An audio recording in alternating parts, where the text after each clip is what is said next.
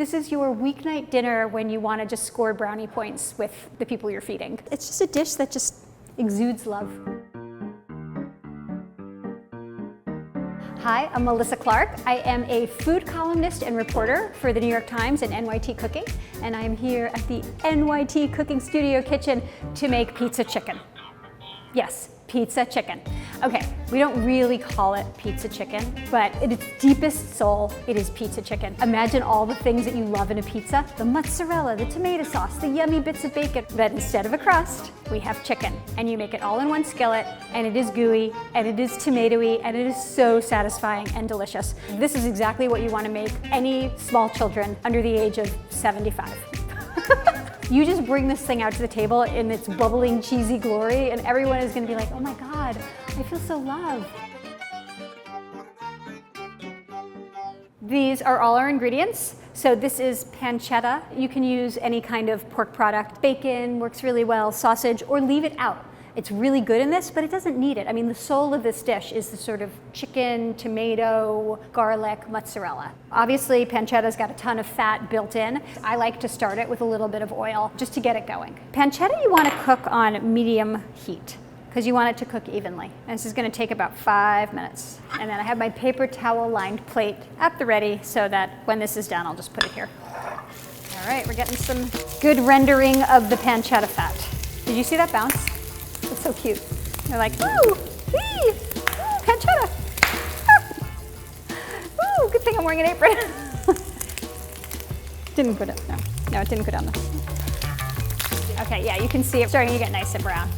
Actually, I'm just gonna grab a slotted spoon because I want to leave the fat in the pan because I'm gonna use it for the chicken.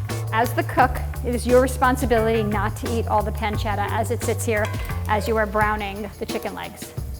I mean, you can take a little bit of pancetta, just leave some for everybody else. It is the reward of being the cook, all the little kitchen nibbles, right? All right, so I'm gonna brown the chicken and I'm gonna season it as I go. You know, the thing about browning chicken is not to crowd the pan. You're gonna do this in batches because if you crowd the pan, it just takes longer to brown. Whoop, everything is jumping out of this pan. Maybe it's the pan. So I'm just seasoning the chicken as I go.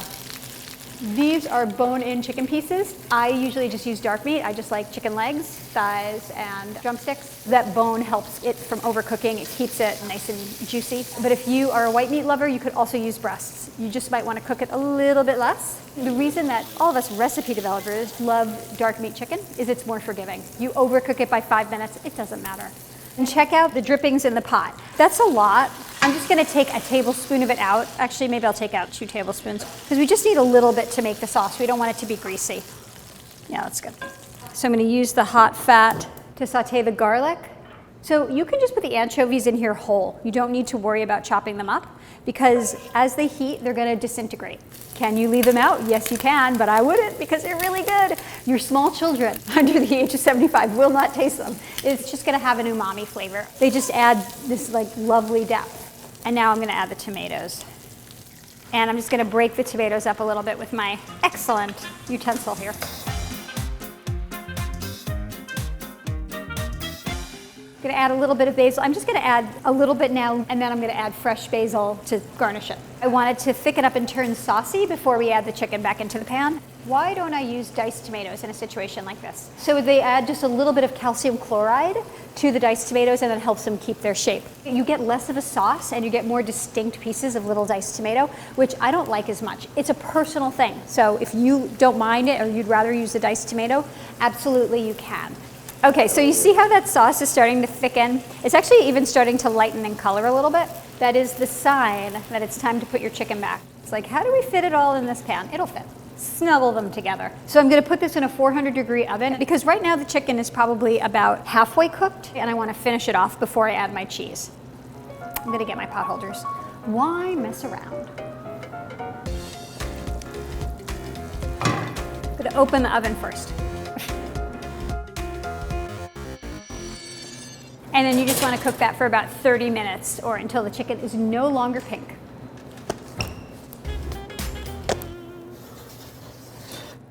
Looks beautiful.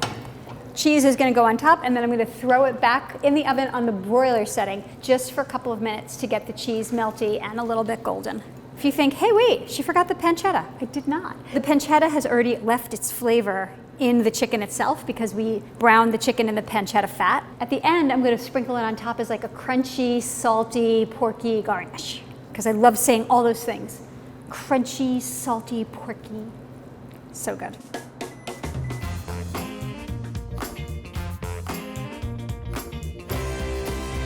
I mean, does it look like a pizza chicken? It looks like a pizza chicken to me. I'm gonna pancetta it up.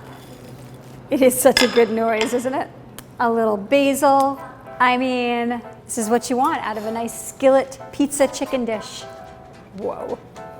Who doesn't love a cheese pull? A little bit of the extra sauce. If you wanted to, you could actually have this over pasta because there's so much pan juices that it would work really well. I'm gonna dig into the cheesy side. Could you hear that crunch? That was the pancetta. It stays so crunchy. Gives it great texture, great flavor. It's so good. It's so cheesy. And that savory pan sauce. It's beautiful. It's tasty. Who doesn't like pizza? Who doesn't like chicken? Who doesn't like them together? A crowd-pleasing dish for kids of all ages. You can find this recipe and so many more, like tens of thousands of other amazing recipes at nytcooking.com. Come find us, make this, leave a comment, and enjoy the rest of your day.